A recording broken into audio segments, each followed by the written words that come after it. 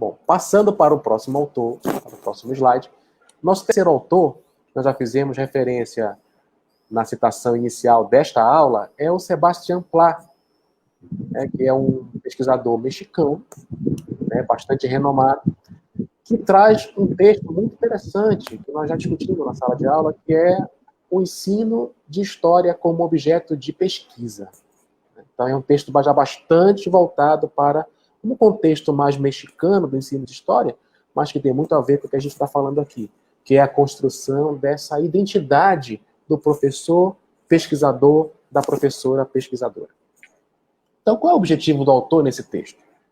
É apresentar a lógica binária entre a pesquisa e o ensino de história no México, e também diria aqui no Brasil também, e apontar possibilidades de pesquisa no campo específico do ensino de história. Então, se vocês lembram bem, o que é a lógica binária?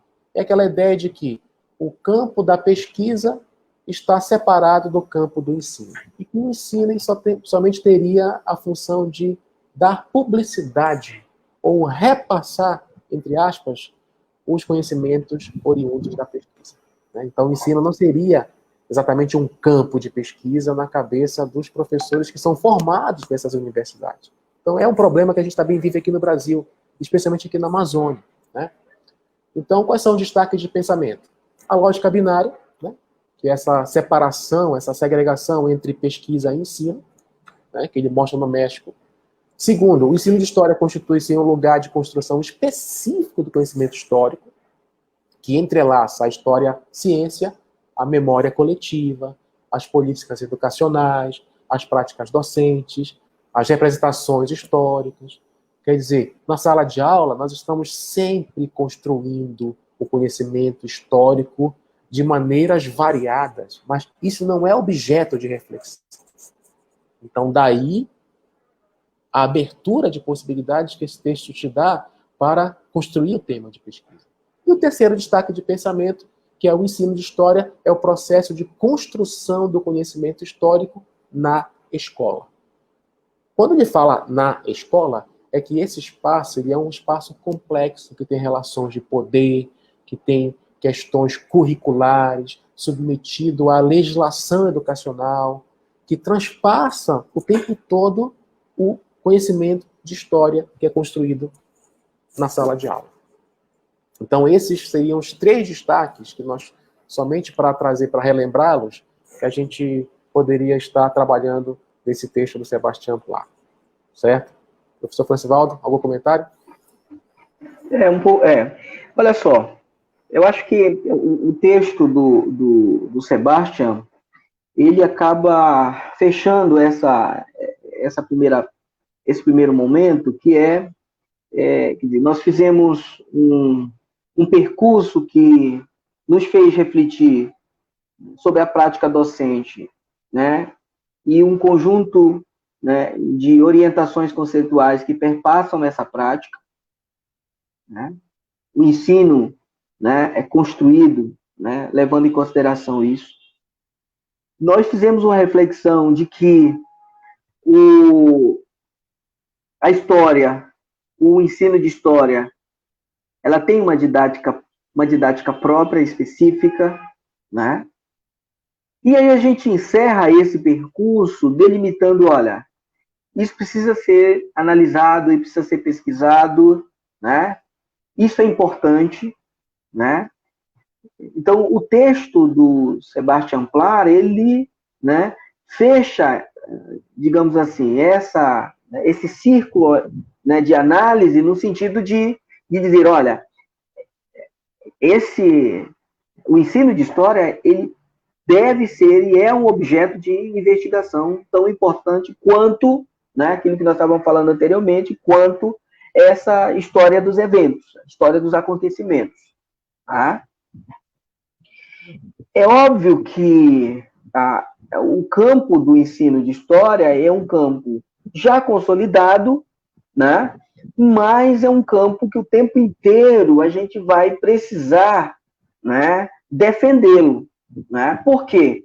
Porque a gente ainda tem uma institucionalidade, que às vezes isso se reproduz na própria formação de novos historiadores, né?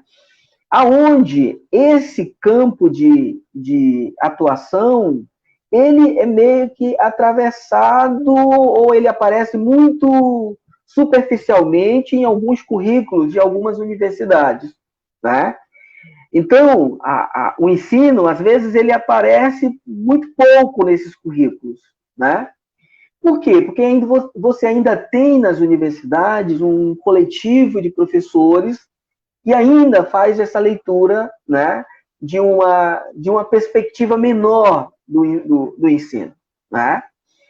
Embora a gente já observe um espaço importante, né, o próprio programa, né, que vocês estão fazendo agora, esse mestrado, é resultado disso, né, é resultado, né, de uma luta, mas que com um ganho de disputa final para o ensino, que foi a construção dessa rede de ensino de história no Brasil, né? Por outro lado, isso nos exige, né, uma reflexão maior do ponto de vista de como a gente vai trabalhar essas questões, né? E aí eu quero destacar uma questão que para mim é fundamental, que é, se existe uma didática própria da história, existe uma didática própria do ensino de história. Quer dizer, ao escrever sobre o ensino de história, uma coisa é eu escrever sobre os eventos do passado. Ah, mas a gente reflete sempre à luz do presente. Não há problema em relação a isso. Mas a didática que nos leva a refletir um evento do passado é uma. O ensino de história nos exige uma outra didática. Existe uma didática própria do ensino de história. Aquilo que o Sertor chama de uma operacionalização. Existe uma operacionalização própria para o ensino. Embora ele esteja refletindo outra coisa, mas existe uma operacionalização para o ensino de história. E nós precisamos levar isso em consideração, né? Quer dizer, existe a forma como nós analisamos a documentação é diferente, a forma como nós produzimos os documentos também é diferente. Veja que os nossos personagens não morreram, tá? Nós trabalhamos com pessoas vivas, né? Alunos, professores, né? Então, isso dá uma dimensão própria para o ensino. E nós estamos a tentar. Por isso, a questão da teoria ela é fundamental, porque existe uma teoria própria para o ensino que nós precisamos nos apropriá-la. Nos apropriar para que a gente possa usá-la, né, nas nossas referências de orientação de pesquisa. Acho que essa também é uma questão fundamental para que o texto do Sebastian nos remete, né? E, por último, é aquilo que nós poderíamos dizer que, olha, estamos aqui, vamos ficar. Quer dizer, o ensino de história está aí, está posto. Não tem como negá-lo. Não tem como considerá-lo uma ciência menor, um conhecimento menor, né? Ou um conhecimento periférico, né? Então, o conhecimento vinculado ao ensino de história está posto, né? Consolidado, né? Os programas, né? Identificam e justificam isso, né? Legitimam isso, e um conjunto de pesquisas que hoje são desenvolvidas justifica, né? Ou melhor, legitima ainda mais essa área do conhecimento, né? Então, acho que nós precisamos também atentar. E precisamos também de ferramentas no sentido de, olha, precisamos disso tudo, né? Até para nos defendermos lá na frente, quando nós formos chamados de um conhecimento menor ou um conhecimento periférico. Peraí, não é por aí. Então, a gente precisa se apropriar também dessas ferramentas para a gente poder se defender, né, nessa disputa, porque é uma disputa política. E nós precisamos ter ciência disso, né? Há uma disputa política entre essa historiografia dos eventos, né, e essa historiografia do ensino, né? Há uma disputa, né? E nós precisamos, né, como nós estamos aqui do lado do ensino, nós precisamos ter as ferramentas necessárias para defendê-la e para protegê-la, né? As mudanças nos currículos das universidades é prova disso, né? Nós tivemos, por exemplo, no estado do Pará, a criação de mais 3 cursos de História. Sabe quais foram os 3 outros cursos de História? Todos na licenciatura. Por que foi na licenciatura? Porque nós precisamos de professor? Sim, precisamos de professor. Mas se você for olhar o currículo desses cursos, vocês vão ver que esses currículos, eles estão muito carregados, mas muito carregados da parte do ensino. Né? Por quê? Porque já foi feito, esses currículos já foi feito por uma nova geração, que é a minha geração, a geração do professor Adilson, né? Então, essa nova geração é que se atentou para essas questões, né? E os currículos, quando nós colaboramos nas propostas, nós incluímos essa dimensão do ensino. Então, estou colocando essas questões aí para a gente também ficar, sabermos que terreno é que a gente está andando, tá? Professor Adilson. Perfeito, professor Francivaldo. Bom, então o texto traz provocações muito interessantes para encorajá-los a construir esse objeto de estudo, esse tema de pesquisa, que é o trabalho final da disciplina, né? Então, para encorajá-los, nós levantamos aqui 3 pontos que vocês precisam pensar a partir do texto, podem pensar. Primeiro, possibilidade de pesquisar os significados da memória na aprendizagem da historiografia. Então, você vai entrar diretamente na pesquisa com os alunos, né? Que nesse tempo de pandemia não precisa ser, gente, necessariamente feita dentro da sala de aula, até porque a gente não sabe mais como é que será esse espaço. Então, você pode fazer através de enquetes, formular enquetes pelos meios de comunicação, pelos smartphones, né? O segundo ponto para encorajá-los é pesquisar os usos públicos do passado e da história-ciência no tempo presente. Novamente, ele reforça a história pública, a história inseriria a história digital, que é essa história que está nos meios digitais, né? O patrimônio, né? Quer dizer, os monumentos históricos, né? Os significados das ruas, das praças, né? As metanarrativas nacionais, quer dizer, como que o Estado construiu uma narrativa histórica para a nação, né, para a região, para o lugar, né? Então, são possibilidades de você pesquisar a partir do que o Sebastian Pla nos aponta, né? E o terceiro elemento que a gente poderia estar trazendo para vocês pensarem é problematizar essas narrativas nacionais, regionais e locais, assim como a sua legitimação como verdade, né? Que é uma perspectiva que eu gosto bastante, que eu estou fazendo agora, né? Que é problematizar certos acontecimentos históricos que são narrados oficialmente, mas problematizar a história oficial, né? Então, sempre agora que a gente está participando das bancas aqui do Prof. História, a gente sempre vê os alunos muito interessados em problematizar essas narrativas nos seus municípios, né, no seu estado, as narrativas da nação, né? Então, você sabe muito bem que o currículo de História, muitas vezes, ele traz essas metanarrativas lá, está incutido ali, às vezes, né, de maneira sutil. Os materiais didáticos também estão aí para mostrar essa narrativa.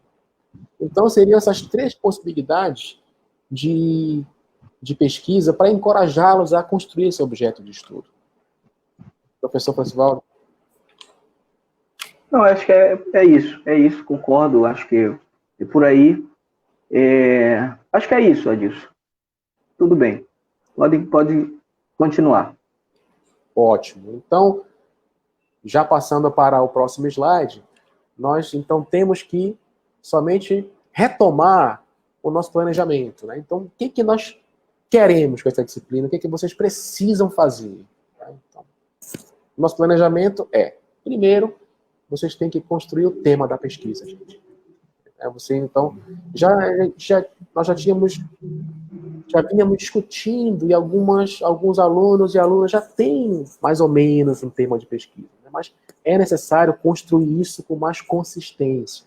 Então, construir o tema geral da pesquisa no ensino de história, né, a partir das dimensões da comunidade, da escola, das experiências da sala de aula de história.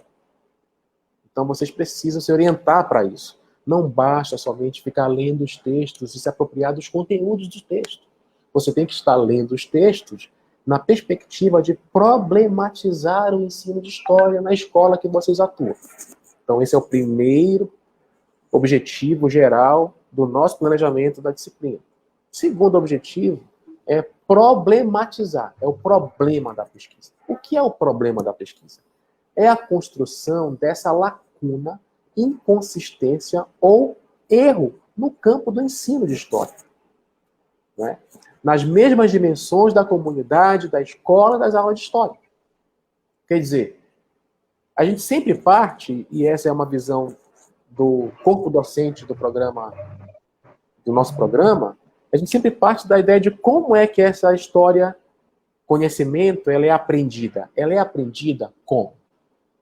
Né? Então, nós estamos num momento agora que a gente vê uma série de problemas na aprendizagem de história. Né? O primeiro problema é que os alunos sequer consideram história uma disciplina importante na vida deles. Então, isso tem que ser problematizado. Então, o tema da pesquisa tem que ser recortado, tem que ser construído, tem que ser fundamentado e, dentro desse tema, vocês precisam construir o problema da pesquisa, que é essa questão fundamental que vai orientar todo o processo de pesquisa e que vai gerar o produto final, que é a dissertação de mestrado. Então, vocês precisam problematizar. E os 3 textos, eles trazem bastante possibilidade de vocês fazerem isso. Até porque eles estão conectados entre si. Né? Eles recortam o campo do ensino e eles querem que vocês, então, problematizem esse ensino de história.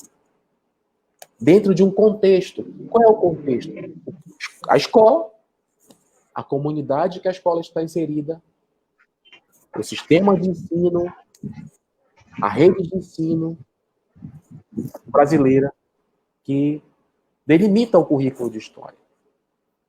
Certo? Então, esse é o nosso planejamento, essa é a visão geral que nós temos, que nós não podemos perder de vista. Ok? O professor Francivaldo quer fazer algum comentário? Eu gostaria. Nós precisamos entender também que a pesquisa, ela precisa das condições mínimas necessárias para ser desenvolvida, né?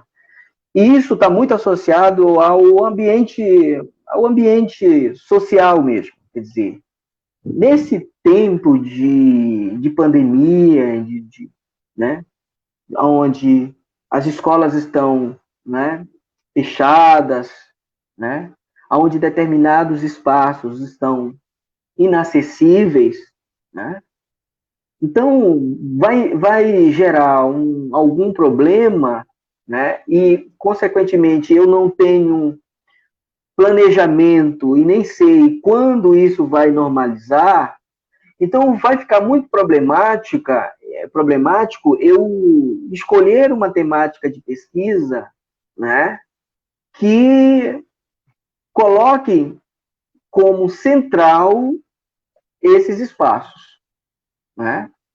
Então, a gente precisa pensar num objeto de pesquisa que leve essas questões, esses condicionantes em consideração. O que eu estou querendo dizer é o seguinte: a pesquisa precisa ter viabilidade, ela precisa ser viável, né? Então, se nesse momento, e eu também não sei quando vai voltar à normalidade, as escolas estão fechadas, é uma loucura eu pensar uma proposta de pesquisa que tenha na escola o meu objeto de observação, né? Então, a outra, aí eu preciso, então, fazer reflexões e propostas, né, considerando esse cenário, né, propostas que, por exemplo, possam refletir a discussão do currículo, né, que possa discutir até a experiência docente do ponto de vista de como o professor se vê, porque isso você pode aplicar num questionário online para o professor, né? Você pode discutir esse modelo de ensino que está aqui colocado, que é esse ensino remoto, essa educação à distância, né? Até que ponto, né, o professor de história ele está preparado para atuar com esse modelo de tecnologia, né? Então, eu tenho que pensar questões também muito em volta da situação em que eu estou vivenciando, considerando essa ideia de viabilidade, tá? Por outro, o programa, não sei se vai ser dito mais lá na frente, mas o programa ele exige um produto final, né? Então, associado ao tema, você já tem logo que estar pensando esse produto, né? Que depois a gente pode até explicar melhor o que é isso para vocês quando nós pudermos debater isso na nossa sala. A gente pode, inclusive, discutir melhor. Mas pensar o tema e o produto, e que produto que você está pensando em gerar, né? E, por último, né, trabalhando ainda dentro dessa lógica do planejamento, vocês precisam sair desta disciplina, né, com essa proposta já definida. Mas presta atenção, não é uma proposta provisória.